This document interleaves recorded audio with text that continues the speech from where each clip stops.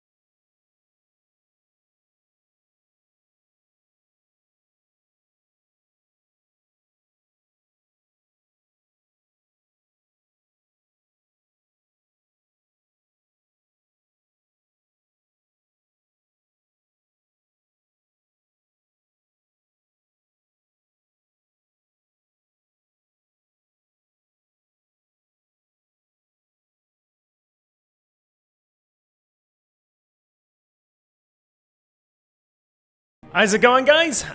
Hope you're all keeping well. Today is the 25th of October. The hour's gone forward. Hope you've all enjoyed your lie-in this morning. I know I did. But yeah, it's cold outside, hence I'm wearing my jacket. And yes, we're in a new room. As you can see, I'm in the Harbourside's new media room. We were actually starting to build a new studio next door where I used to do the quiz. But now I'm here and looking forward to do it with you guys tonight. Yes, another couple of rounds of tricky quiz questions to keep you entertained this Sunday evening. Yes, and loads to get through and loads of little announcements to mention as well. So hope you're all ready to take part. Here we go. All you have to do is scan the QR code if you want to open the answer sheet for tonight's quiz. Very, very simple. I'm going to leave that up there for a couple of seconds to let you guys do that. You can pause the quiz at any point to allow yourself to do this. So by all means, do take the time to get your phones out, play the quiz on a TV or a laptop, and use the Google answer sheet on your mobile. Anyway, yes, usual. If you're welcome to, like I said, if this is your first time, you're very, very welcome to play Big Nerd Pub Quiz. Glad to have you here.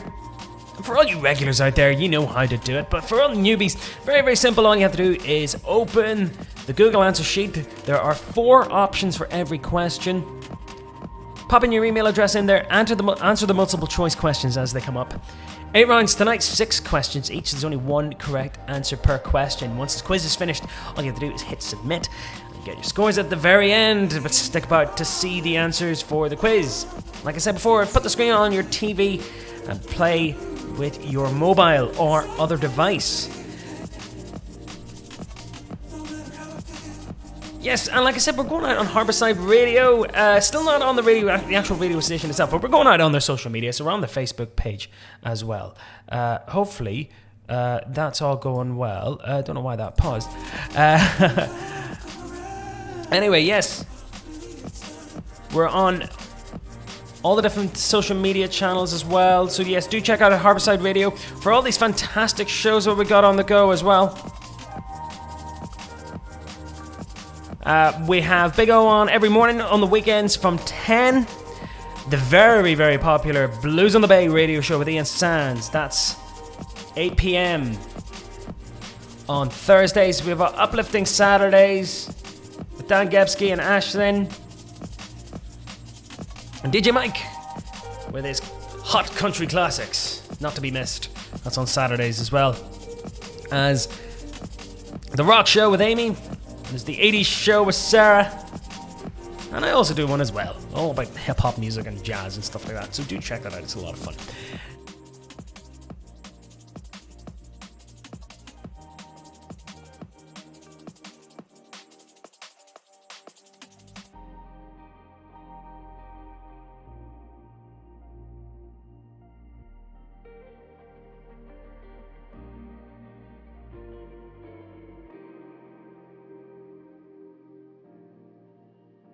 It's coming to that point in the year where it's happening. My camera seems to have frozen. I don't know why that has happened. Anyway, we'll keep going. I think you can still hear me. We'll keep it rocking and rolling here anyway. Very weird. I don't know why my camera's decided to die on me tonight, but I might have an explanation for this. Hold on.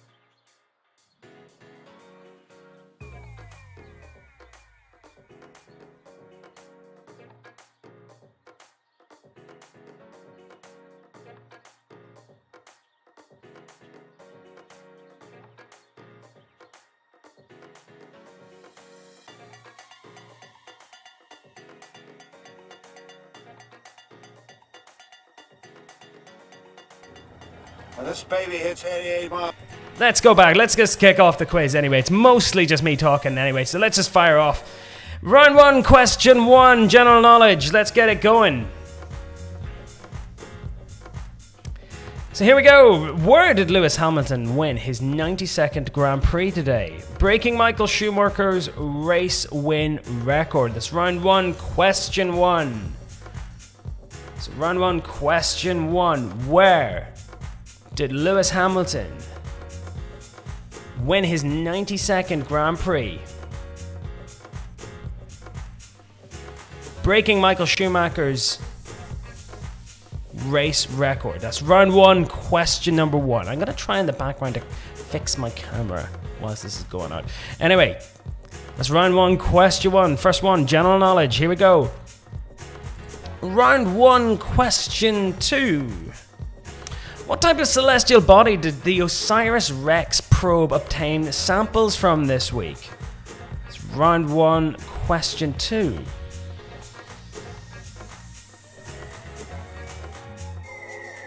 So what type of celestial body did the OSIRIS-REx probe obtain samples from? It's round 1, question number 2. It's pretty interesting because the actual sample bucket there, as you can see, actually picked up too many rocks. You know, the NASA engineers actually panicked because they want to bring these rocks back to Earth. And they ended up getting...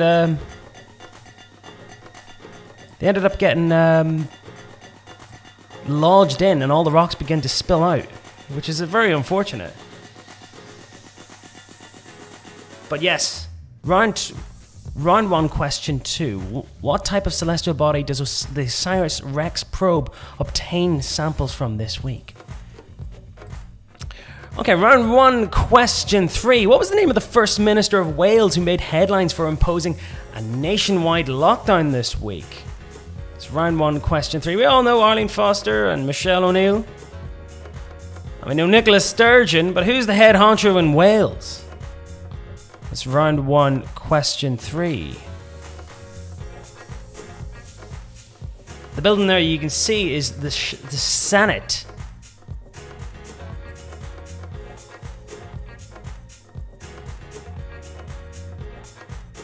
The Senate building.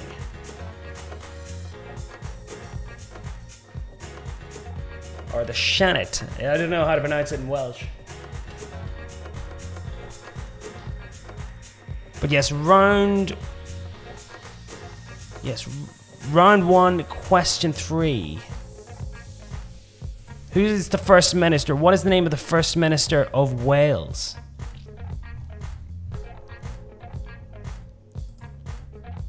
Alright, round 1, question 4. Which musician hosted Saturday Night Live this week? That's round 1, question 4.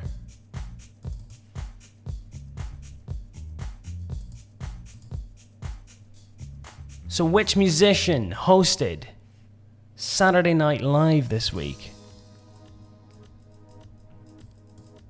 It's round 1, question number 4.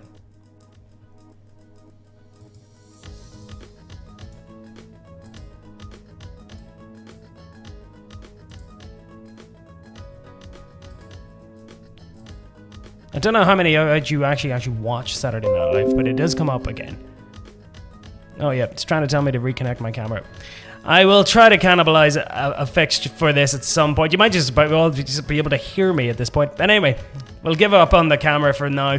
Anyway, round 1, question 5. Which 2 teams are competing for the World Series in Major League Baseball? If you know me by now, I'm a massive baseball fan. The series is currently tied at 2 games apiece, which is really interesting given that one of the sides won it last night by an amazing final inning. But yes, which 2 teams are competing for the World Series in Major League Baseball this week? It's round 1, question 5. I do set up and actually watch this as well, which is bizarre, but given the fact that they broadcast them from the States, and obviously it takes ages for them to... I think it's coming from Texas this year, but that's not a clue about which team is playing. I guess which 2 teams are competing for the World Series in Major League Baseball. And finally, round 1, question 6. What is the name of Paul McCartney's new album, which he recorded during lockdown? It's round 1, question 6. What is the name of Paul McCartney's new album that he recorded during lockdown? Like many of us, keeping ourselves busy, you know. Learning how to bake sourdough, learning how to garden again. There's Paul McCartney, just out there, just, you know, making an album, as you do. But what's the name of his new album that he recorded during lockdown? And there is your roundup of general knowledge questions for this week. I'm going to leave them up there. I'm going to actually just see if I can get this to work. If I can get it to work, so be it. If not, we'll just abandon it and just go pure old school. But yes, let's see. Can I get this to work at all? Let's see. Scenes.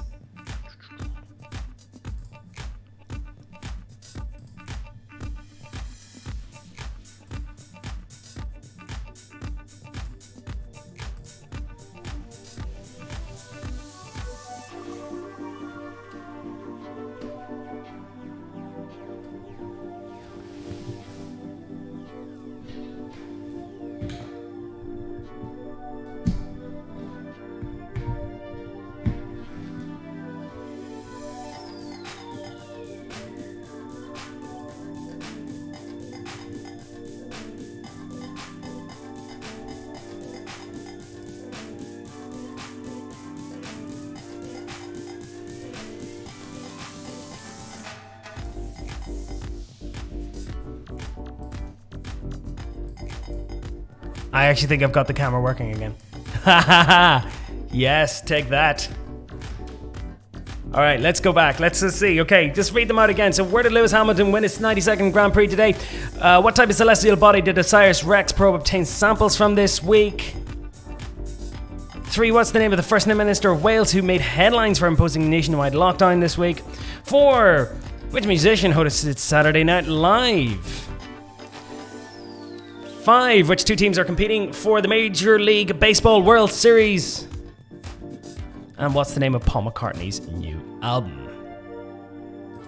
Alright, let's see if this has worked. This has worked! Yes! Happy days. Oh, here. Talk about a cool head under pressure there. We got the camera working. Yes, must have... I've recognized that the USB port in this computer, that particular one, always seems to fail at some point. So yeah, learn my lesson. Don't plug the camera back in there. Anyway, that's round 1 done. Let's move on to the next one tonight, and it's music. And tonight's round is all going to be about heavy metal. So yes, 6 questions all about the best heavy metal bands out there. Let's see what your knowledge is like about some of the most heaviest rockin' bands ever to exist. Anyway, round 2, question 1. Which heavy metal band was formed in East London and have a mascot named Eddie? Yes, Eddie appeared on the very first album, and some version or form of himself appears in all the different albums. They even bring him on tour. They even named the airplane which they bring them around in called Ed Force One. That should give you a clue. But round 2, question 1. Which heavy metal band were formed in East London and have a mascot named Eddie? Round 2, question 2. What's the name of Metallica's original bassist who was tragically killed in 1986 in a bus crash in Sweden? So round 2, question 2. All you music aficionados out there, all you heavy metal heads will get this totally. Appeared on their very first albums, I think right up to Master of Puppets in the 86. So yes, Ride the Lightning, Kill 'Em All. See, I used to be a metalhead when I was a kid, so I know a lot about all these bands. But yes, round 2, question 2. What was the name of Metallica's original bassist who was tragically killed in a bus crash in Sweden in 1986? Round 2, question 3. You wanted the best, you got the best. The hottest band in the world, Kiss. But what's the name of the 1998 film about a group of Kiss fans who traveled to see them play in concert? Yeah, and that's Eddie Furlong there from Terminator. You don't really see much of him these days. We're on to question 3. What's the name of the 1988 film about a group of fans who traveled to see Kiss in concert? I love it, by the way. It's a total classic. Round 2, question 4. Interesting fun fact for this. You can pull this one out at any house party you're at. But which 1968 song by Steppenwolf was one of the very first ever mentions of the term heavy metal? As opposed to like, oh, here, that metal's pretty heavy, said one guy to the other guy in a steelworks. But, yes, what 1968 song by Steppenwolf has one of the very first ever mentions of the term heavy metal? It's round 2, question number 4. Round 2, question 5. Everybody's favorite bassist. It's Lemmy Kilmister. But for which band was Motorhead lead singer Lemmy's a bassist for between 1971 and 1975? I think they actually fired him because he was just a bit too much for them. Could be wrong. Sorry, Lemmy. Rest in peace, of course. But yes, for which band was Motorhead lead singer and total legend a bassist for between 1971 and 1975? And your final metal question, all about the Crew. What was the name of the drummer who co-founded Motley Crue, went on to marry Pamela Anderson? Might have made a tape on their honeymoon. Anyway, no, let's not dwell on that. Anyway, round 2, question 6. What was the name of the drummer who co-founded Motley Crue? Who actually saw the biography on Netflix there? It's pretty wild. It was pretty full on, wasn't it? Pretty much up there with all the other glam metal bands of the Sunset Strip of LA. It's round 2, question 6. And there's a roundup there of heavy metal questions. Now, round 2, question 1. Which heavy metal band were formed in East London? Big West Ham fans. And have a mascot named Eddie.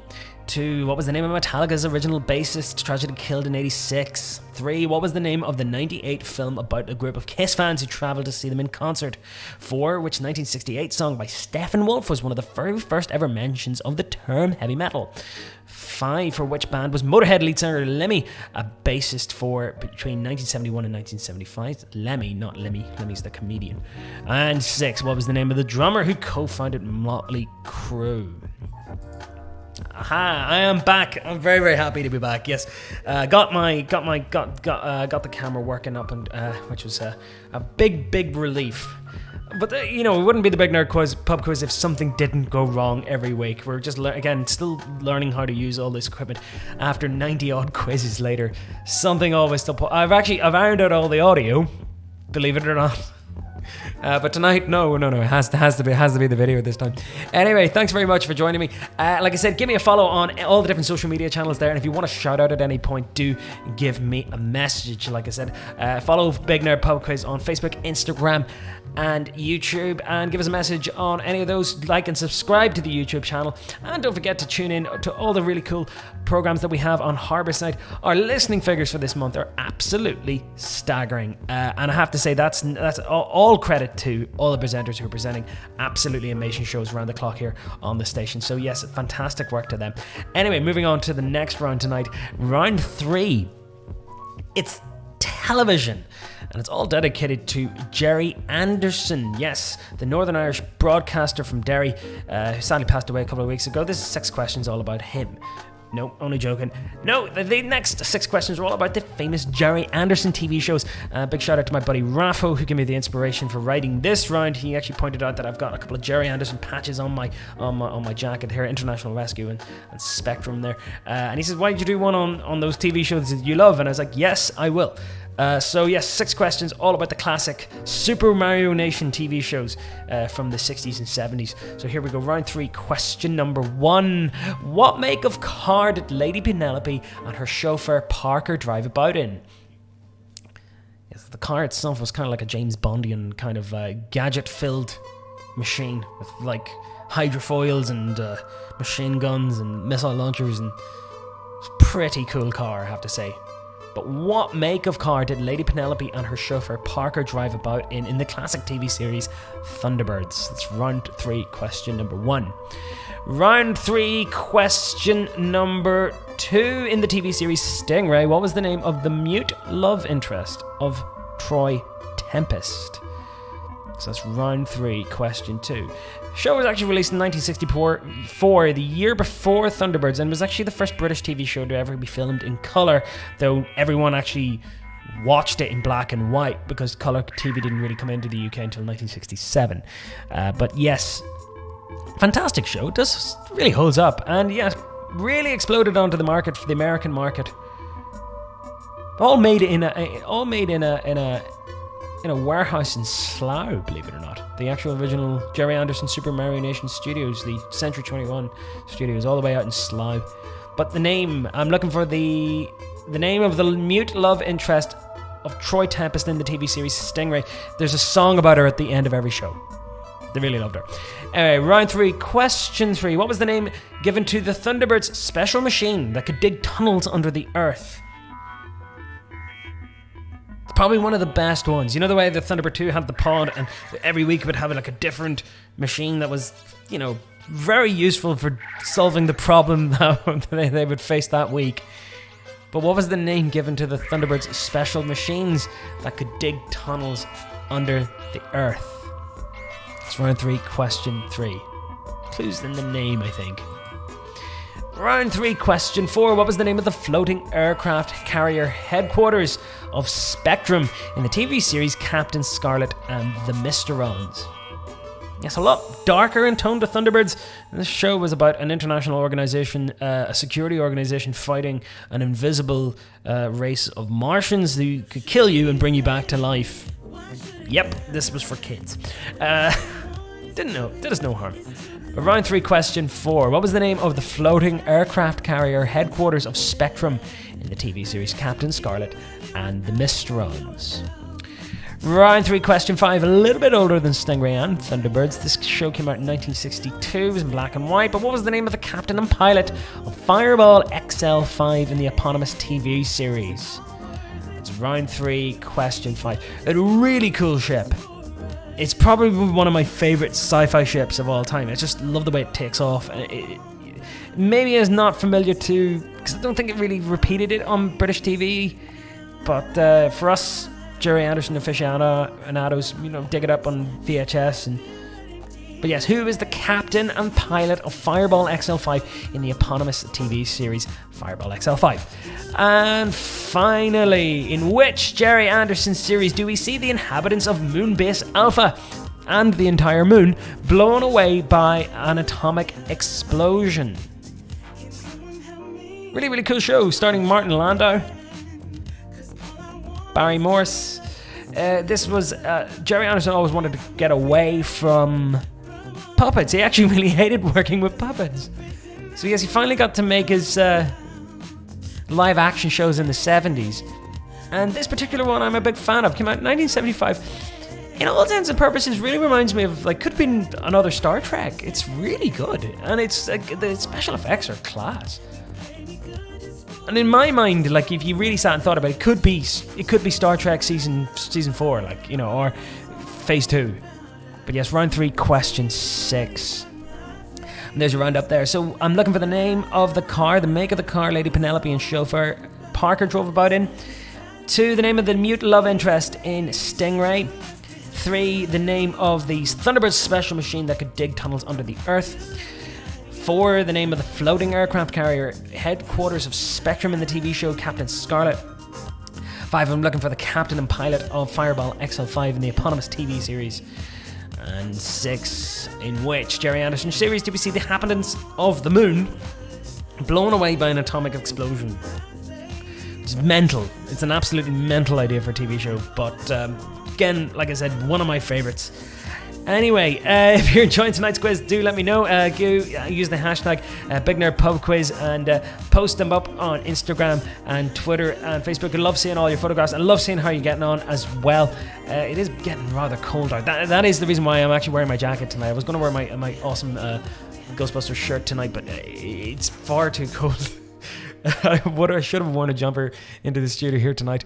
Anyway, moving on to the next round this evening. Round 4, as always. If you're playing these quizzes week in, week out, you'll get a kind of flavour of which rounds are coming up. But round 4, history and politics. But this one's going to be an interesting one. This, I'm going to show you, this is kind of one of those rounds that you have to put things in order. Very, very simply, I'm going to show you 6 countries. All you have to do is put their independence days in order from the oldest first to the latest. And you'll learn a little bit as well. Anyway, here we go. I'm going to show you here are the countries.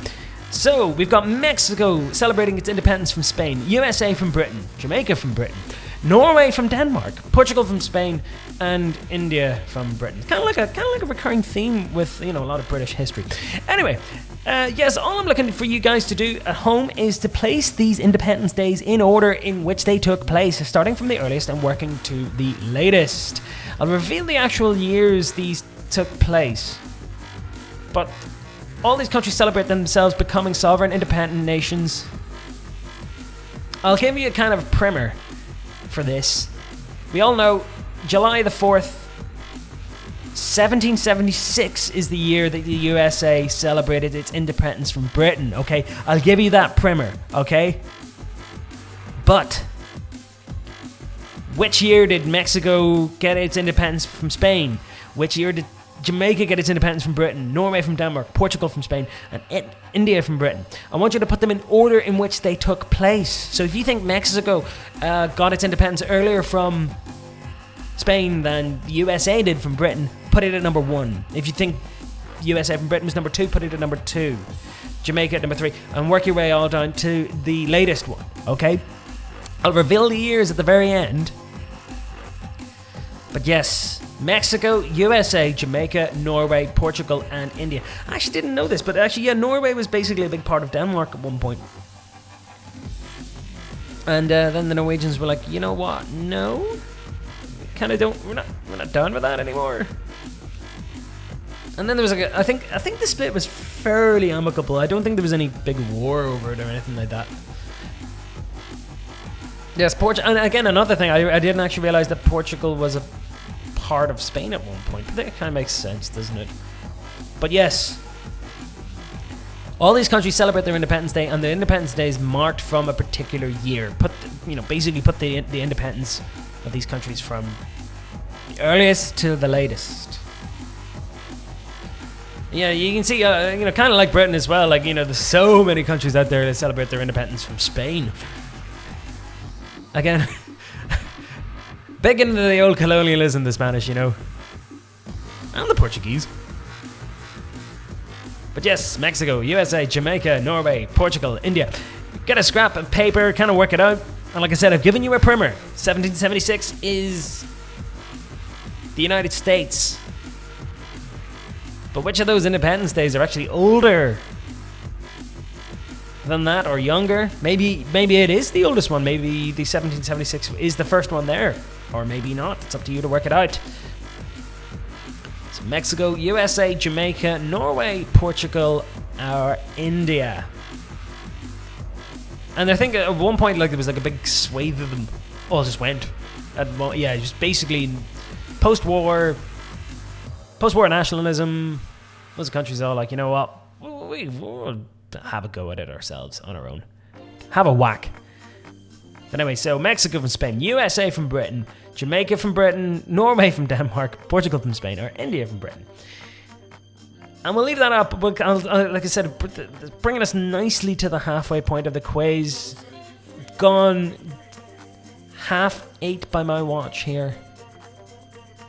Hands up if you're feeling the hour. It's nice, isn't it? It's better than the other way around when you realise you're late for everything because of daylight savings or British summertime. There was actually talk about this year that they were actually going to bring it back. They weren't actually going to, push the hour forward because of the lockdown. But yes, did enjoy my hour in bed today. And I actually got up and got to the gym, so I'm feeling pretty good about myself today. Anyway, let's move on. Leave these up couple more seconds for you guys to work it out. So Mexico from Spain, USA from Britain, Jamaica from Britain, Norway from Denmark, Portugal from Spain, or India from Britain. All right. All right, that's 4 down. We've got 4 more to go. Has anyone actually tuned in? Yes, I actually have a couple of people who are actually tuning in and giving messages tonight. We have Amy and Ryan in Warren Point who are tuned in and enjoying the quiz as always. Amy's hoping to better her score of 24. So fair play to you. We've got a story mentioned here, and this is from Christina Toner. Fair play to Christina, who's playing wherever you are. Hope you're enjoying the quiz tonight. And if you have any other messages, anyone... Ryan Comiskey in Manchester. Big fan of the old quizzes himself. Has tuned in. Like I said before, Big Nerd Pub Quiz, never went away. But I know lockdown is back. I'm really feeling it. I really felt it last night when I couldn't go out. But yes, Big Nerd Pub Quiz is I'm definitely here for the next couple of weeks. So yes, gonna ramp up all the different quizzes.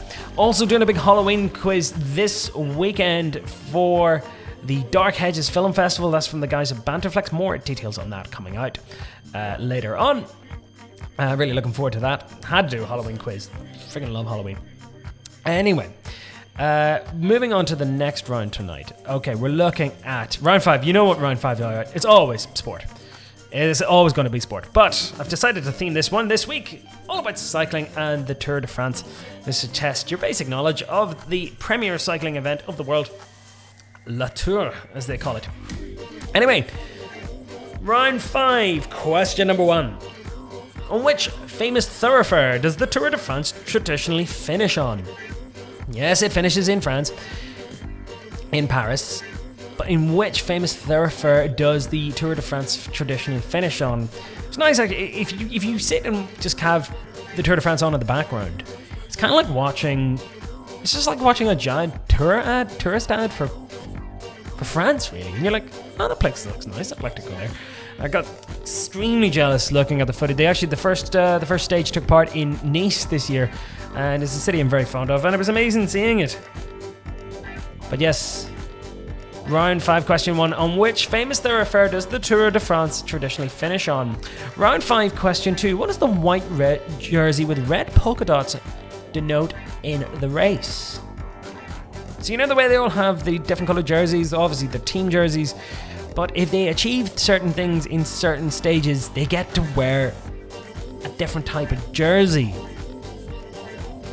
Or maillot. What does the white jersey with red polka dots denote in a race? What does that mean? It's round 5, question 2. We all know what the yellow jersey means. That's the famous one. And there's a green one as well, and there's an all-white one. But what does the white jersey with red polka dots mean in the race itself? Round 5, question 3. In which year was the first ever Tour de France staged? I think that's a picture from a very, very early one, that one.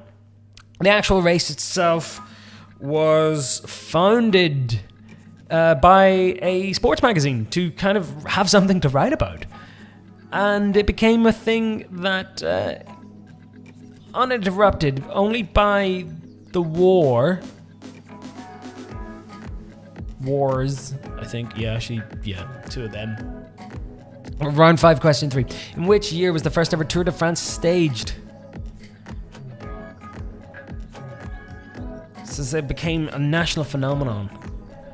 Anyway, round 5, question 4. Who was the first ever Irish winner of the Tour de France? And this question will lead me on to the next one. But who was the very first Irish winner of the Tour de France?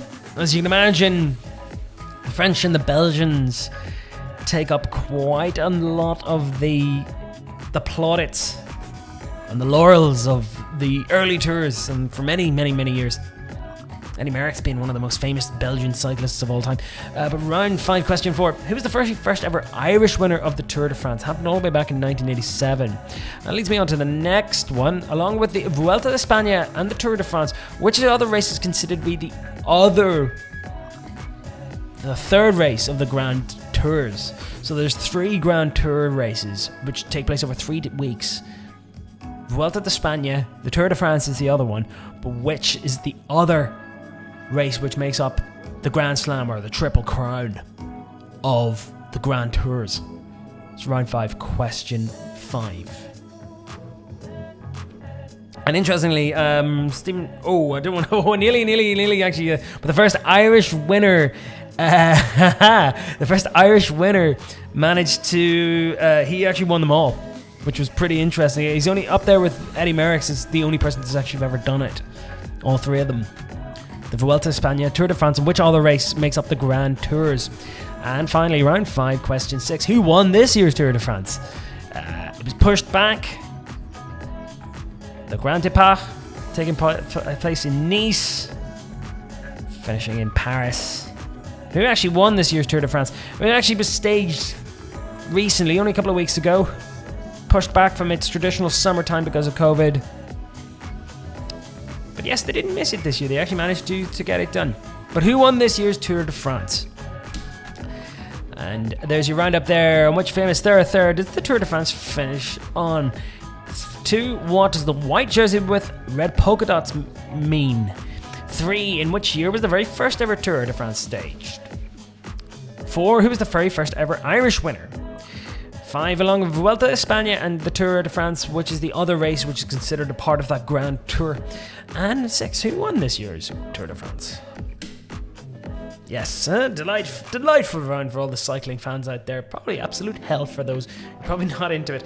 Anyway, it was a really great sporting weekend, I have to say. I enjoyed a rugby sandwich on 2 slices of football bread yesterday, which was fantastic to watch. And, here's hoping Ireland pull off the Great Escape next week. If we win our game against France, we win the Six Nations, which will make 2020 for me. That and Donald Trump not getting in. Anyway, let's move on to the next round. Round number 6. Okay, hear me out. This is a bit of an interesting one. Legal ages. As some of you may or may not know, I used to be a lawyer, and this round is about it's about the law. And I'm going to be asking questions about certain legal ages which you were allowed to do things in the UK.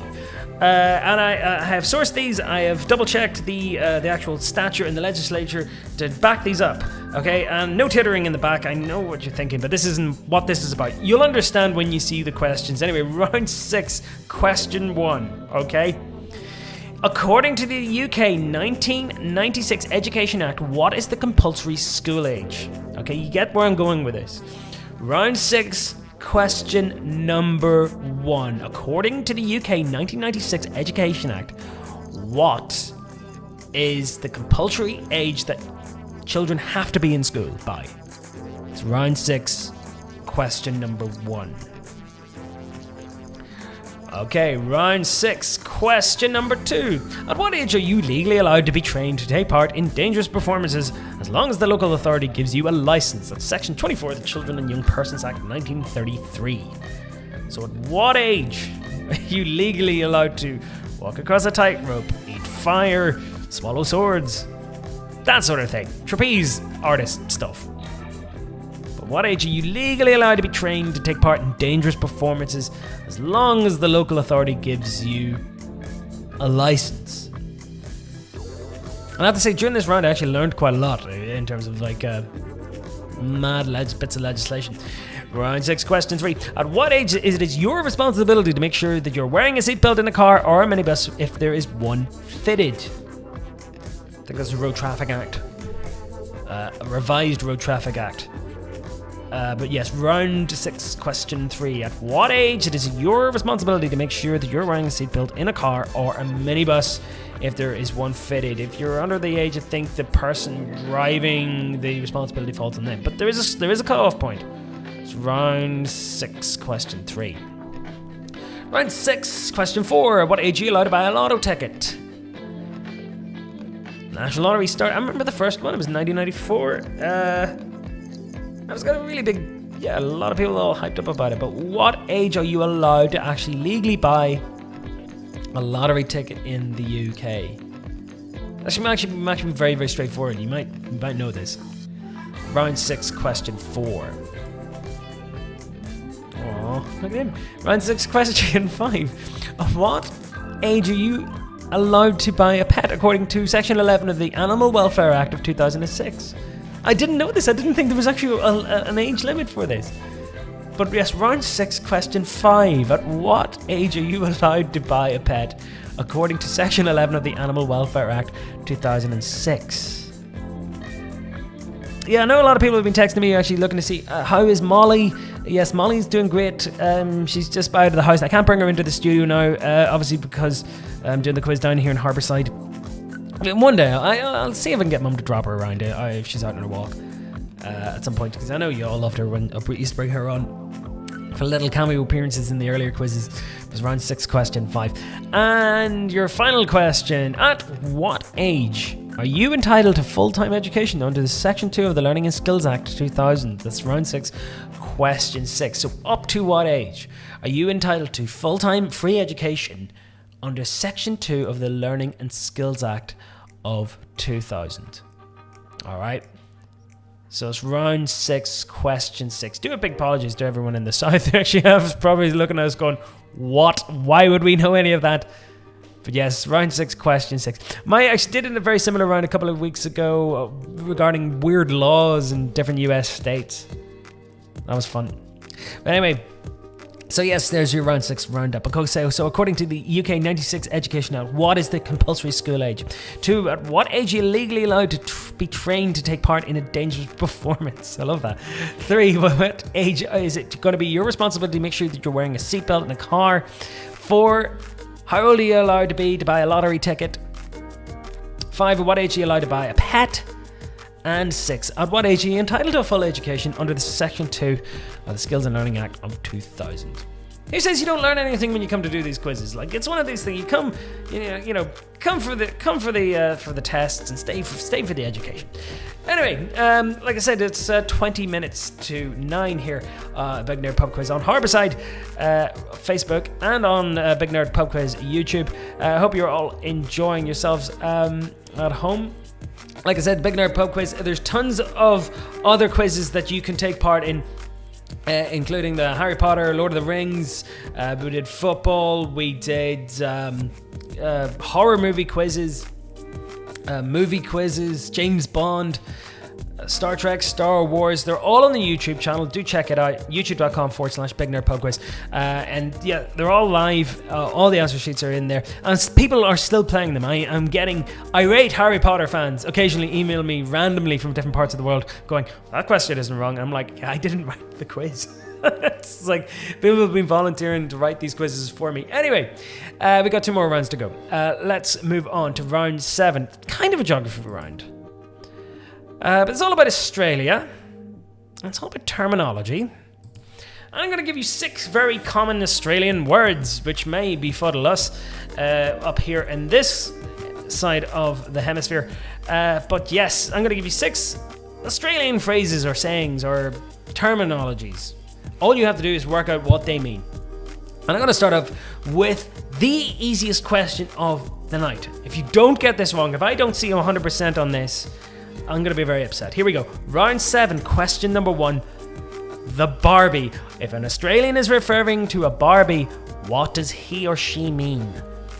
It's round 7, question 1. A Barbie. That is easily the easiest question I've probably ever written on this entire quiz. Unless you play the kids' quizzes. Which, fair play to you. You know, you can test yourself on those too. But round 7, question 1. If an Australian is referring to a Barbie, what does he or she mean? Round 7, question 2. An esky.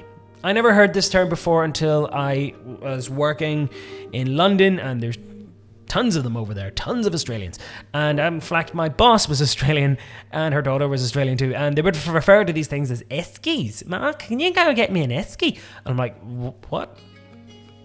But yeah, I've been told don't do the Australian voices. That's offensive. Okay, fine. Round 7, question 2. An esky. I can't help it. If I'm pronouncing these things, I have to do it in the Aussie accent. Round 7, question 2. What is an esky if an Aussie is referring to that? Round 7, question 3. A grommet. Now, I've done my research on this. I've never heard it before. I'm not Australian. Any Aussie friends out there who do play this quiz, is this a thing? You know, I don't know. But a grommet. By the way, the pictures do not relate anything to do with the question. They're just random things. When I googled Australia, Google Images, these are the first things to come up. Round 7, question 3. A grommet. What is a grommet when an Australian is referring to one? Round 7, question 4. A mozzie. Is it kind of like an Aussie? No. Round 7, question 4. A mozzie. I want to get one of those Australian flags as seen in The Simpsons. You know, with the giant boot. Mr. Simpson's disparaging the boot is one of their greatest traditions. Anyway, round 7, question 4. A mozzie. What is a mozzie? Round 7, question 5. Pash. When an Aussie says pash, what does that mean? Is it a thing? Is it a doing thing? What is the Australian terminology there? If you ever watch any of Chris Lilly's shows, the Australian comedian who does Summer Heights High, it's a fantastic show that's quite kind of problematic in so many ways. But that's the Aussies for you, isn't it? Right, 7, question 5. Pash. What does an Aussie mean when they refer to as pash? And finally, servo. An Aussie says servo. What do they mean by that? I have it on good authority from a lot of Australians that they don't really drink Fosters at all. Like, nah, mate. Drink Castle, mate. You know, that sort of stuff, you know. So round 7, question 6, servo. Alright, and we're moving on to that's the roundup there, round 7. So we got Barbie, we got Esky, we got Grommet, we got Muzzy, we got Pash and Servo. What do all these things mean? I'll stop with that. I'll stop with the Australian accents. But yes. Round 7. Big shout out to Christy, who's watching. Big shout out to 18, who's watching as well. Good to have you with us tonight. And big shout out to Becca, who's playing as well, who's actually giving me the inspiration for the next round. We were chatting during the week, and she's like, thanked her for coming up with the round suggestion for what did we do last week? The advertising ones. But we were chatting this week. We're talking baking. We're talking Great British Bake Off. We're talking cakes and desserts. And this is what this final round is going to be all about. Food and drink, desserts. Yes, cakes and treats and all very sweet things that we have after our meals. But yes, I'm going to describe to you 6 very well-known dessert dishes. You have to do is figure out which ones I'm talking about. Okay, it might give you a little bit of a history lesson as well behind them. But anyway, I do hope these are right. These are, to the best of my knowledge, correct. There's no pictures with them. So you're going to have to rely purely on description, because if I showed you the picture, you'd go, oh yeah, that's what that is. But you get the idea. Thanks, Becca, for coming up with this for me. And here we go. So round 8, question number 1. A light sponge cake held together with jam. The cake is covered in marzipan and when cut across section displays distinctive 2x2 check pattern, alternately coloured pink and yellow. It's round 8, question number 1. What is that? What is that? What cake or dessert is that? They're mostly cakes. Okay. Round 8, question 1. A light sponge cake held together with jam. Cake is covered in marzipan and cut at cross-section displays a distinctive 2x2 check pattern, alternatively coloured pink and yellow.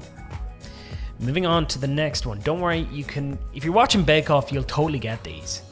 Anyway, round 8, question 2, named after a Russian ballerina. It has a crisp crust and soft, light inside, usually topped off with fruit and whipped cream. So what dessert am I talking about there? Or what cake am I talking about there? Round 8, question 2. So let's say, named after a Russian ballerina, it is a crisp crust and a soft, light inside, usually topped with fruit and whipped cream. My parents absolutely love the stuff and love making it as well. They love the whole process of it. They get really giddy about doing it. Round 8, question 2. Round 8, question number 3, made with rich, moist currants, sultanas, golden raisins, and raisins, which have been soaked in rum. That might give you a clue about what particular cake this is. Round 3, question 3. Absolutely hate it. Think it's disgusting. Would never ever.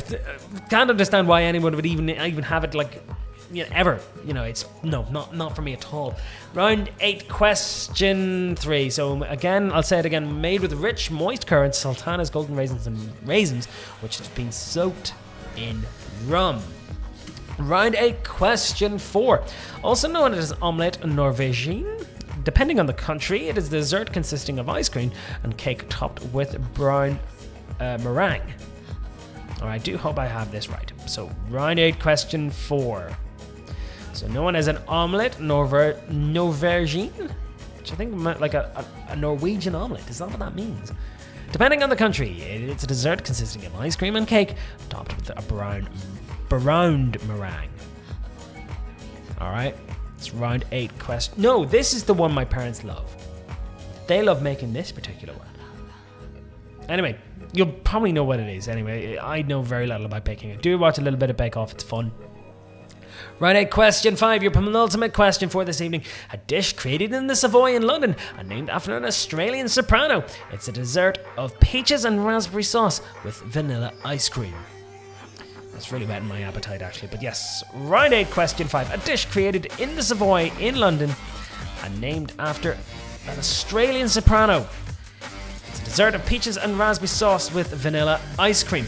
Okay, your final question's coming up. Don't forget, once you hit the final answer, you'll get your scores, but do stick about to find out the answers at the very, very end. So anyway, round 8, question 6. A cake with streaked or malted or mottled appearance achieved by very lightly blending light and dark batter.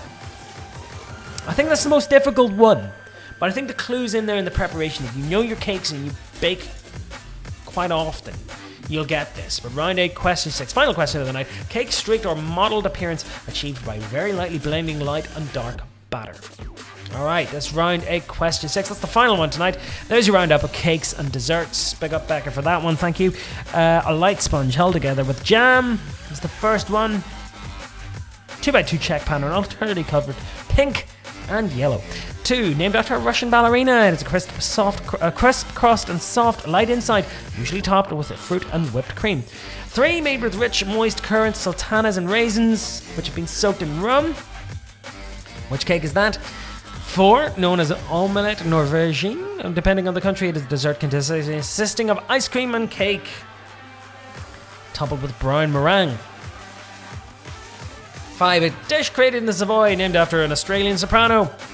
It's got peaches, raspberry sauce, and vanilla ice cream. And 6, a cake with streak or mottled appearance achieved very lightly blending light and dark batter. I have to say, I didn't really get into the whole baking thing when I was doing lockdown. I was mostly doing this, and yes, helping with this fantastic radio station, Harbourside Radio.com. Do tune in. We've got our fantastic website, Harbourside Radio.com. It's up and running, and you can listen to us anytime, anywhere. Also, check out these fantastic shows throughout the week. It's just a small selection of all the new shows which are coming. If you're in the Warren Point area and you do fancy taking part and joining us here on Harbourside, by all means do get in touch, and you can advertise with Harbourside Radio. Give us an email at info@harboursideradio.com. There's a lovely big picture of Warren Point, Carlingford Lock there, on from the Flagstaff. And don't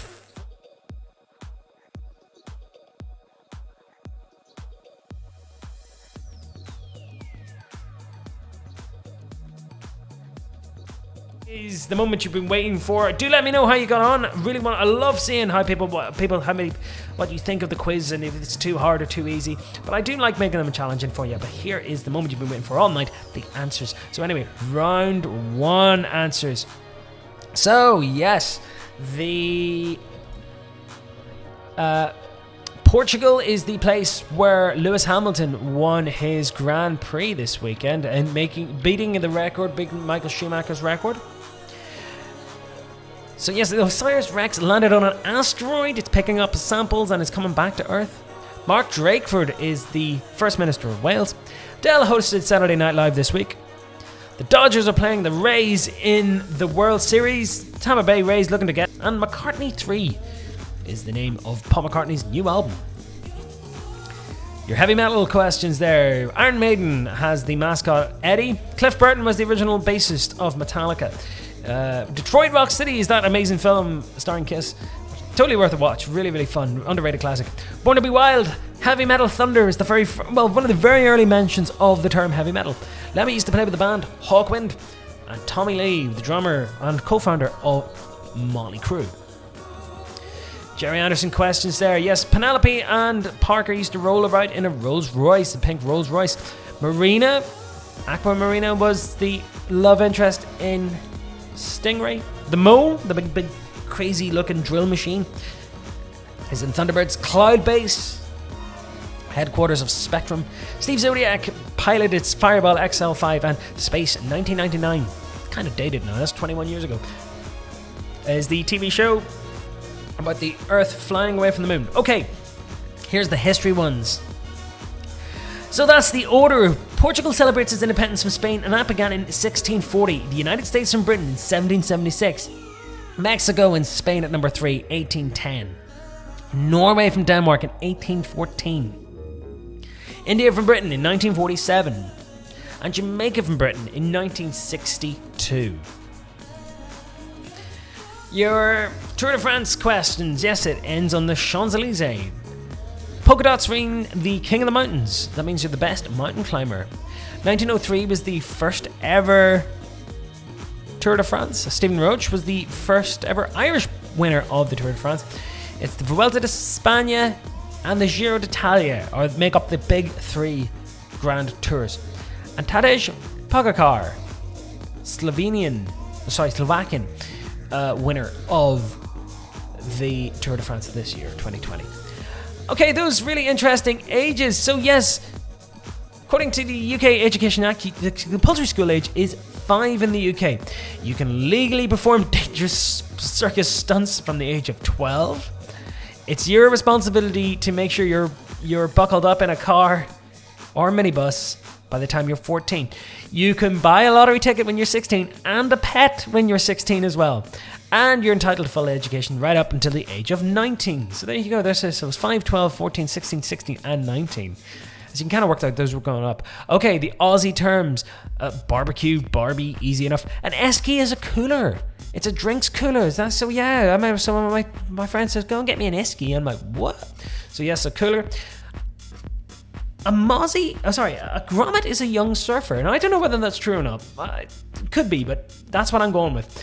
A mosquito, a muzzy is a skeeto. To pash someone is to kiss someone. So it's kind of like our version of getting the shift. To pash someone. And a servo is a petrol station. And your final one there. So yes, Battenberg cake. Interestingly enough, Battenberg cake is named after Mountbatten. So Lord Mountbatten, who's the Queen's uncle. So he was von Battenberg. So that's where that term comes from. Anna Pavlova was a Russian ballerina. Christmas cake, the one with rum. I think the clue was in the rum. Baked Alaska there. Peach Melba, again, very famous people named after cakes and desserts. And marble cake was the very end one. Becca, I hope you did well in that one, because, you did give me the idea for it. Anyway, thank you so much for taking part in another Big Nerd Pub Quiz this week. Hope you've all enjoyed it. Apologies about all the little technical difficulties, but it wouldn't be the same if we didn't have them at all. But kept the quiz going, kept it rocking and rolling. Big shout out to everyone who's been playing this week. And like I said, you can play any of the other ones by going onto the YouTube channel and checking up some of the older ones. There's something there for everybody, and glad you've all enjoyed it. Anyway, do keep in touch with me, follow on all the different social media channels, and if you have any ideas and want to forward an idea for the quizzes, by all means do let me know. Coming up this week though, we are doing a special Halloween quiz of part of the Dark Hedges Film Festival. That's this Saturday 31st of October, and that's in association with the guys at Banterflix on NVTV. Really glad to be collaborating with those guys again. We've done the movie quiz together. That's Saturday 31st of October. We'll confirm the time later on this week. That means there'll be no quiz next week, next Sunday. I'll repeat this one. I'll put this one out on Sunday night as well, because I am having a Halloween party that night, and I think, 2 quizzes back to back is quite a lot. But yes, we'll do the Dark Hedge Film Festival and then put it out again the following night, kind of spooktacular Halloween-y style quiz. Anyway, thanks again for joining me, and I'll see you all again next week. Stay in touch and stay safe. Have a great week yourselves, and good night.